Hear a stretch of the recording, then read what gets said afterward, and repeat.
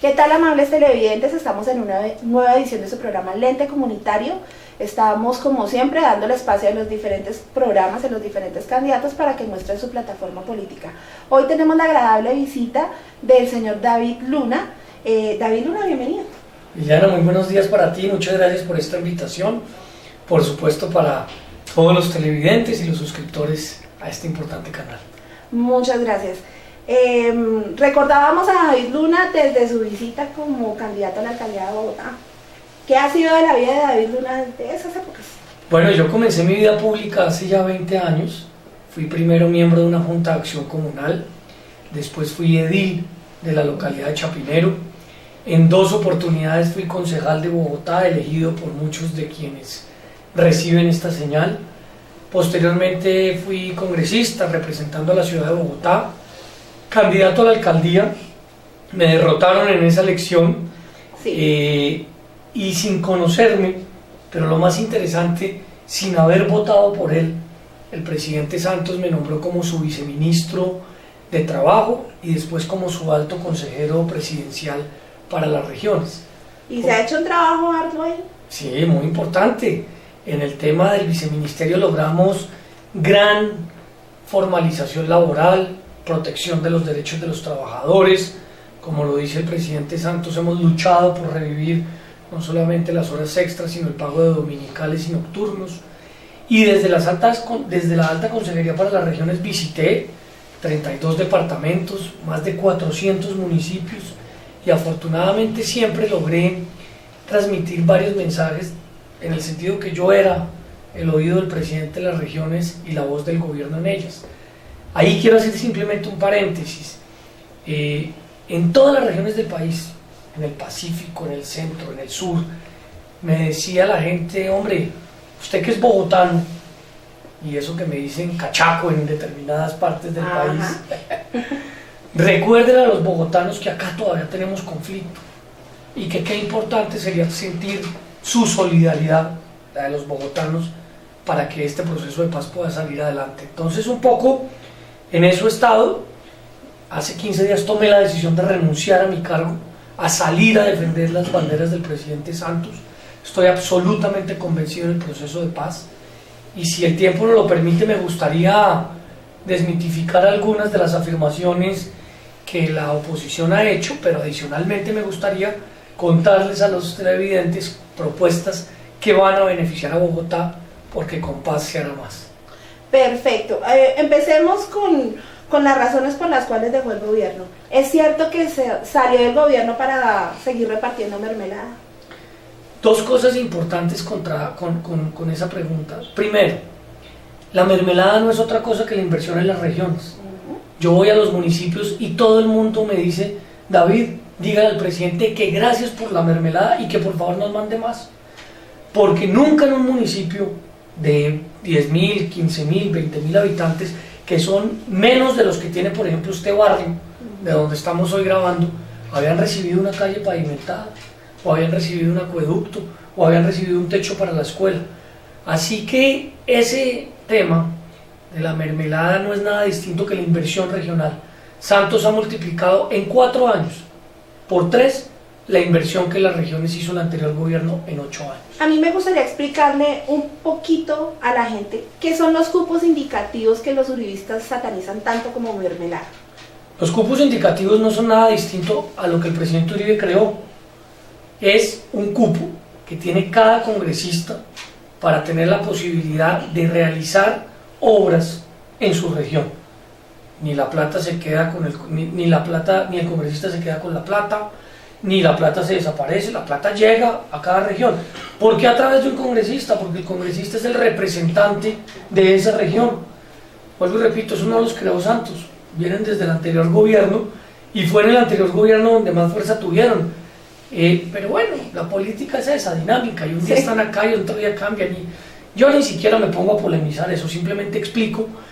Y pues es muy importante ver cómo municipios a los cuales nunca les había llegado nada por parte del Estado Nacional les está llegando, y por eso es que es el agrado de determinadas zonas del país. ¿Qué es lo que pasa con Bogotá? Bogotá tiene un presupuesto tan grande que la nación en virtud de la equidad, no le entrega cupos indicativos. Lo que hace la nación es apoya proyectos o macroproyectos, Transmilenio, el metro, la avenida longitudinal de Occidente, etc.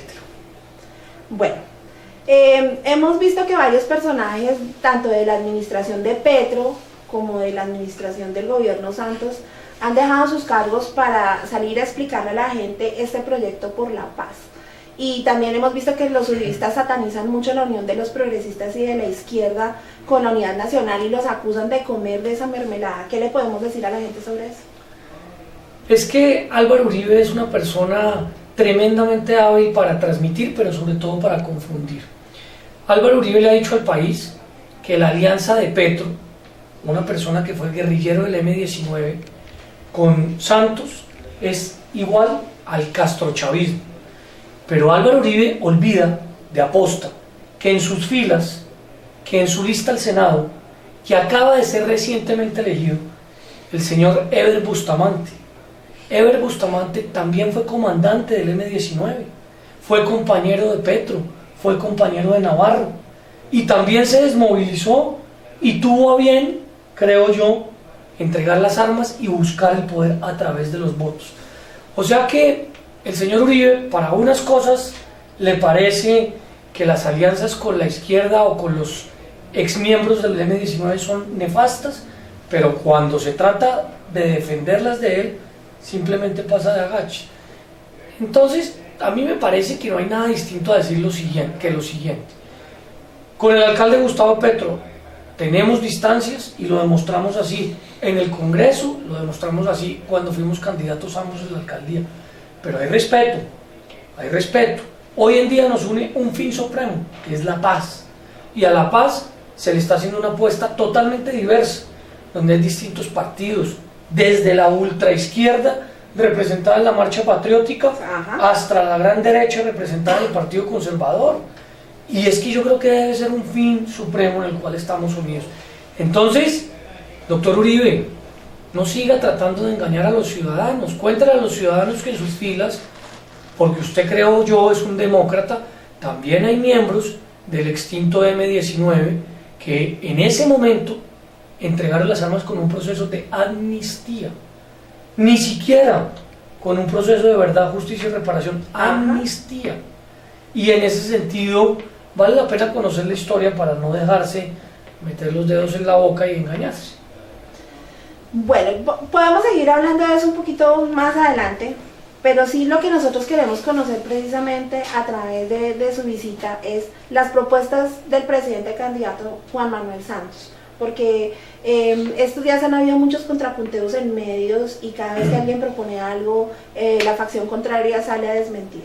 Hemos visto que el presidente Santos busca en este momento revivir el dominical triple y las horas extras. Y la campaña uribista dice que es demagogia porque eso no es viable. ¿Ustedes qué tienen que decir al respecto? El gobierno del presidente Santos en estos 4 años creó 2 millones de empleos. Hay todavía 2 millones de personas en Colombia sin empleo. O sea que hay que hacer un trabajo inmensamente grande para seguir creando. En segundo lugar, este gobierno revivió el Ministerio de Trabajo. Le volvió a generar interlocución a los sindicatos y a las centrales sindicales. Claro, protegiendo los derechos laborales, pero también los derechos de los empresarios. El gobierno del presidente Uribe acabó con los dominicales, acabó con las horas extras. Este gobierno los quiere revivir, punto. Ahí no hay discusión. El ciudadano, el televidente, tiene que escoger entre qué le gusta más. Este gobierno ha entregado 100.000 casas gratis. Ha dicho que quiere entregar 300.000 más. ¿Por qué? Porque hay una gente que está por debajo de la línea de pobreza que jamás, si no se le da un empujoncito, podría tener casa.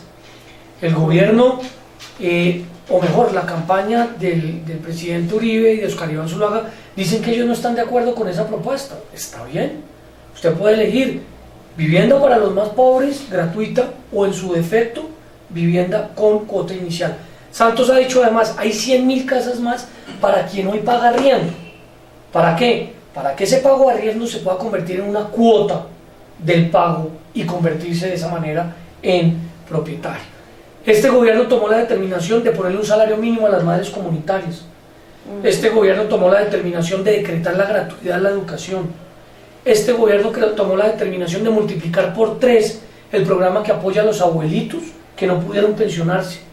Pero este gobierno también, el de Santos, tomó la determinación de crear nada más y nada menos que un mecanismo para quien cotizó para pensión y no le alcanzaron el número de semanas, que se llaman los beneficios económicos periódicos.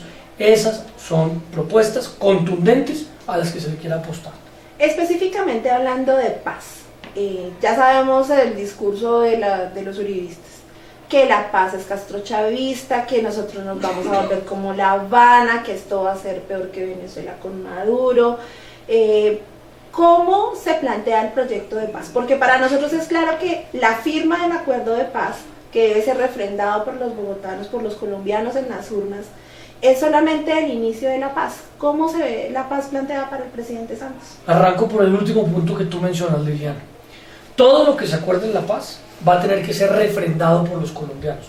Los colombianos tendrán en un referendo que decir sí o no. Y si están de acuerdo, vamos a seguir hacia un proceso de posconflicto. Pero el segundo punto también es muy importante. La campaña de la oposición dice que se le está entregando el país a las FARC. Y yo hago esta reflexión. ¿Ustedes creen que el general Mora, comandante del ejército, quien dio los golpes más fuertes a las FARC, o el general Naranjo, comandante de la policía, quien dio los golpes más fuertes a las BACRIM, o Humberto de la Calle Lombana, quien fue vicepresidente y padre de la constituyente, van a entregar el país? Por Dios, son personas que están jugados para lograr un acuerdo. ¿Por qué? Porque uno no hace acuerdos con los amigos, uno hace acuerdo con los enemigos, y las FARC es un enemigo no de ayer, un enemigo de 50 años. Entonces, televidentes, colombianos, colombianas, bogotanos, bogotanas, tienen que estar absolutamente tranquilos, que acá lo que se está haciendo es tratar de acabar con un conflicto sin entregar ni curules gratis en el Senado, ni tierra gratis en el Guaviare, ni ríos gratis en el Magdalena. Nada de eso está en el proceso. Ahora, muy importante la pregunta, ¿qué pasa después de la firma? El primer tema es, tenemos que evitar que pase lo mismo que pasó con los paramilitares, que terminaron su conflicto, entregaron las armas y fueron a delinquir a Buenaventura, a Urabá, a Bogotá, a Medellín. No, acá hay que generar un proceso de desintoxicación de la guerra. Y por eso se le está diciendo a estas personas que se van a desmovilizar, ojalá, que vayan a hacer un ejercicio de cuidapáramos, de cuidaparques, de cuidabosques, de erradicadores manuales de la amapola y la cocaína, con salario, por supuesto. De las minas. De las minas.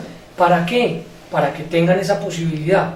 No se está poniendo en duda ni el presupuesto del ejército, no se está poniendo en duda la doctrina militar, como han tratado de decir algunos, no se está poniendo en duda las garantías económicas y salariales de soldados y policías, nuestros soldados y nuestros policías. Pero bueno, la mentira ha llegado a tal punto que campaña del presidente Uribe en algunos clubes de oficiales y de suboficiales van y dicen que Santos quiere nombrar de ministro de Seguridad Urbana al señor Timochenko. Perdón, ese tipo de cosas son las que no podemos ni siquiera pensar que son ciertas. Han habido varios aspectos un poco sórdidos en esta campaña presidencial, y uno de esos que tú tocas es el populismo. Nosotros estuvimos antier en una rueda de prensa con el expresidente Álvaro Uribe Vélez, y él planteaba propuestas un tanto ilógicas a mi criterio. Él decía, por ejemplo, que se proponía desde el Ministerio de Trabajo dar una cuota de 1.300.000 pesos a cada niño cuando naciera, pero que no se le iba a entregar en efectivo, sino que la idea era tenerlos en fondos de inversión para que cuando la persona se fuera a pensionar, desde ya tuviera un fondo para la pensión. Yo pregunto, ¿eso es viable a nivel macroeconómico? ¿Eso tiene algún piso? En primer lugar, sorprende esa propuesta porque Álvaro Uribe fue quien acabó el Ministerio de Trabajo. Y cuando el presidente Santos dijo que lo quería volver a crear, él mismo dijo, mi partido, el Centro Democrático, del cual soy candidato, Oscar Iván Zuluaga, va a llegar a volver a acabar el Ministerio del Trabajo. Dios mío. En segundo lugar, yo no termino de entender la propuesta. Porque si usted quiere darle 1.300.000 pesos a cada niño para meterlo en un fondo, lo que está haciendo es evitar o truncar la posibilidad mejor de que esa plata se esté moviendo en el sector educativo y que le pueda dar educación a ese joven para que pueda crecer, para que pueda educarse. Por eso Santos lo que está diciendo es, los niños que van a la educación pública merecen las mismas condiciones de quienes van a la educación privada. Un colegio de 8 horas diarias, por la mañana un desayuno caliente, por la tarde un almuerzo caliente y una tableta debajo del brazo. Eso es educación, pero no solamente está pensando en los niños. 100.000 cupos dio la universidad pública durante estos 4 años en Bogotá. Ahora quiere aumentar a 550.000. Y esa es la posibilidad de reducir el impacto de ausencia de educación formal que en estos momentos tienen las universidades. Esos son los temas que tienen soporte presupuestal y que están en campaña. Exacto. Hablando precisamente de educación, ayer recibió la campaña del presidente candidato Juan Manuel Santos la adhesión del sindicato de FECODE. Algunos maestros de las facciones más radicales han dicho que eso es vender las banderas de la lucha sindical. A mí sí me gustaría que habláramos un poquito más, ya que los maestros son un sindicato bien fuerte aquí en Bogotá. ¿Cuáles son las propuestas específicamente para los docentes? Porque nosotros sabemos que primero ellos están peleando por una nivelación salarial que es más que justa, porque los profesionales que hay dentro de la rama pública son de los peor remunerados. Tampoco les queda muy claro cómo se va a organizar el sistema de las 8 horas. Y tampoco ha quedado muy claro la de más infraestructura, porque al haber 8 horas, pues obviamente no van a haber 2 jornadas y digamos que va a quedar muy como en el aire. Los maestros están a la expectativa. ¿Qué tenemos para decirles? El documento que se leyó el día de ayer con FECODE y otras organizaciones es contundente. Primero, el aumento del presupuesto en materia educativa va a ser del 7%. Esos son billones de pesos que van a permitir una nivelación salarial. Segundo, claro, no se va a poner en tela de juicio ni en duda la permanencia de los maestros, porque el tema de las 8 horas va a ser un proceso, digamos, gradual. Por lo que tú mencionas, Liliana, se tiene que aumentar la infraestructura, duplicarla, y se tiene que duplicar el número de maestros. Pero lo que no queremos que siga pasando es que un maestro a las 12 del día tiene que salir corriendo para otro colegio a alcanzar a dictar la clase. No, que un maestro gane lo justo, que llegue a las 8 de la mañana al colegio, que salga a las 4 o 5 de la tarde, que pueda estar con su familia, pero que le dedique tiempo a educar a sus hijos. 3. Es muy importante tener en cuenta el tema de la evaluación. Se está discutiendo ese tema porque si a los niños se les evalúa, a los maestros también. Es importantísimo hacer eso de esa manera. Ahora, no solamente fueron los maestros de FECODE, también fueron los maestros de los colegios privados y sus rectores que han dicho, vemos con mucho beneplácito el acuerdo hecho con el sector público. También queremos hacer uno con el sector privado. ¿En qué sentido? En que si no es capaz el Estado de dar la totalidad de cupos en la educación pública, nosotros, dicen ellos, en el sector público estamos dispuestos a colaborar, pero también a unos precios justos, porque los convenios muchas veces no tienen el suficiente valor para cubrir la educación de un niño. Específicamente hablando de evaluación de docentes, los maestros han tenido muchas reticencias con este sistema de evaluación por 2 razones. Primero, porque son doblemente evaluados. Tienen una evaluación interna dentro de cada institución educativa y tienen una segunda evaluación para acceder a ascensos. Y realmente es bien difícil ese sistema de ascensos. No solo porque si tú pasas el examen y logras hacer una especialización que es supremamente costosa, entonces si tú la equiparas con el salario promedio de un docente, es bien difícil realmente que un maestro haga un doctorado o un postdoctorado. Generalmente se hacen son especializaciones, ¿sí? Eso es muy difícil. Los maestros piden ayuda en ese sentido, o sea, en cómo poder ascender. Y que en últimas, si tú accedes pero no hay el cupo suficiente, pues tú ascendiste, pero igual y eso en términos económicos no representa nada. Un posgrado puede valer entre 10 y 12 millones de pesos y eso le representa a un docente un aumento de 200.000 pesos.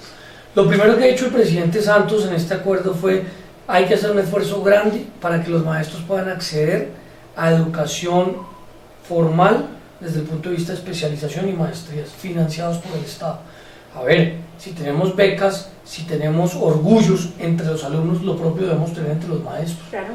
El segundo tema, la evaluación. La evaluación es un hecho. Lo que se está discutiendo en este momento es cómo se debe realizar, primero para no hacer un doble esfuerzo y segundo para verdaderamente generar el cubrimiento de espacios que hay disponibles. De esa manera los maestros tendrían unas garantías acompañadas con la nivelación salarial, que es importante.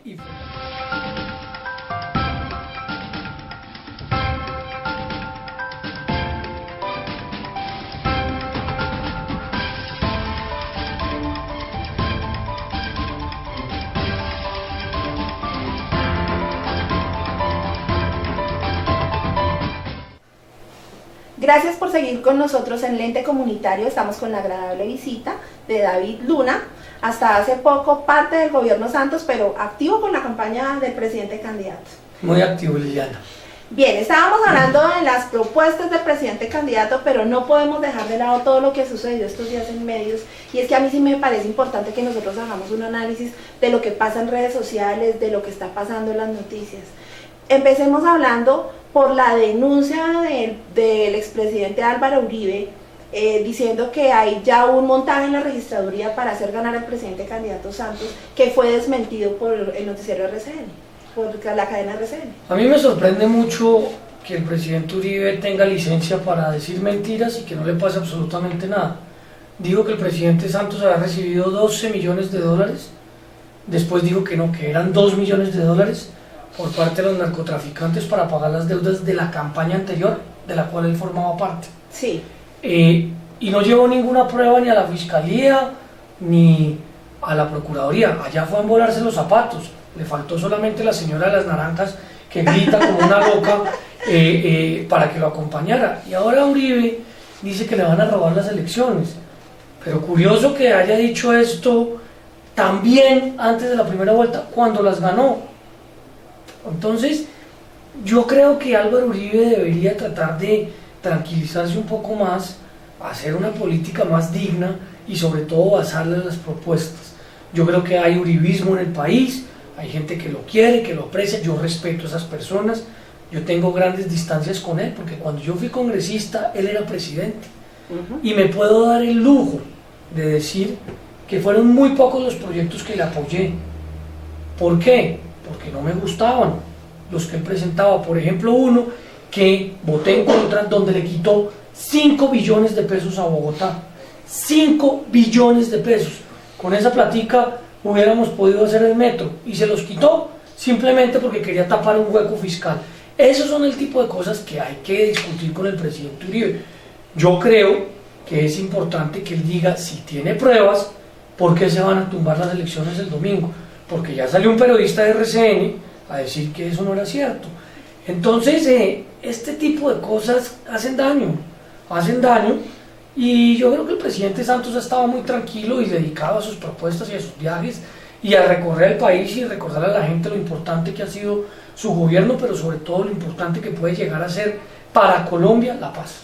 También se ha hablado mucho en medios acerca de la liberación y recaptura del hacker, y con respecto a la decisión de la juez que le dejó en libertad en primera instancia, que determinó una investigación a esa juez, Uribe salió a decir a los medios que la fiscalía está politizada y que la justicia en Colombia está politizada y que le están haciendo persecución política. Pues uno podría decir que entonces la procuraduría también está politizada, porque el señor procurador tiene unas posiciones mucho más cercanas a la ideología del presidente Uribe. No, yo no me voy a meter en ese debate. Las decisiones de los jueces se deben respetar, y se deben respetar porque ellos son máxima autoridad judicial. 2, las decisiones de la fiscalía también, y allá miraremos si en el video que aparece Oscar Iván Zuluaga es él o es un muñeco disfrazado de él, y miraremos si lo editaron o no lo editaron, o miraremos si estuvieron pensando en infiltrar la campaña o en infiltrar el proceso de paz. Lo único cierto es que acá no se está haciendo la política decentemente, con fundamento en las propuestas, y a eso es lo que tenemos que apuntar.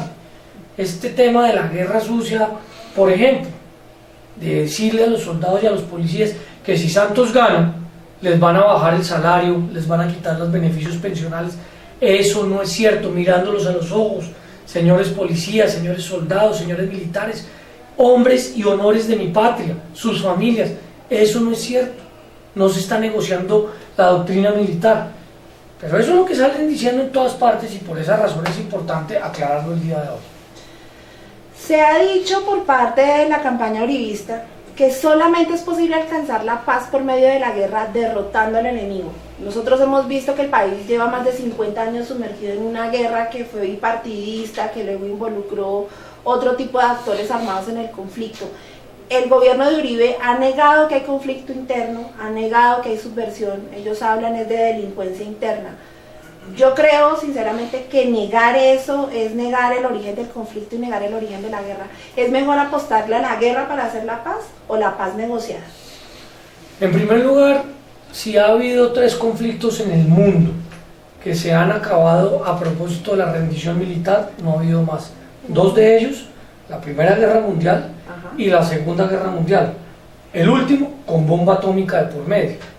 Entonces, pretender acabar un conflicto con una bomba atómica en Colombia, pues es un absurdo. En segundo lugar, es mucho más fácil hacer la guerra que hacer la paz. Con la guerra se lucran unos cuantos. El que vende las ametralladoras, el que vende el barco, el que vende el tanque, pero sufrimos la gran mayoría. Hacer política con fundamento en una tesis guerrerista es mucho más fácil, porque yo digo a la carga y vamos todos a matarlos y vamos a casa, mientras que tratar de sentarse en un proceso de negociación es más difícil. Pero quien se sienta en un proceso de negociación tiene 2 cosas claras: que el conflicto lleva 50 años y que no se ha podido terminar con fundamento en la presión militar. Se ha debilitado, sí, y yo por eso celebro esa actuación de las fuerzas militares, pero no se ha acabado. Y en segundo lugar, tal vez el más importante de todos, que es indispensable lograr entender que ese conflicto es parte esencial del bajo crecimiento de la economía. No porque estemos tranquilos, sino porque, o estemos intranquilos, sino porque la gente afuera le da temor venir a invertir a Colombia. Pues, conflicto interno hay, y tan hay que lo hemos tenido que sufrir y vivir en la capital y en muchas otras zonas del país. Pretender desconocerlo, yo creo que ni siquiera da para un debate en estos momentos. Realmente así es. Bueno, yo creo que se nos queda algo en el tintero.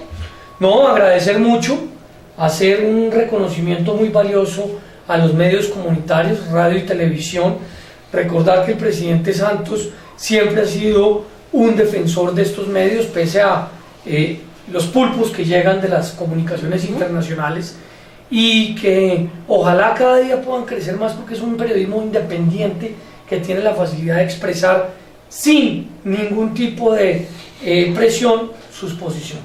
Bueno, pues muchas gracias por habernos acompañado y a ustedes también. Los esperamos en una nueva edición de su programa Lente Comunitario.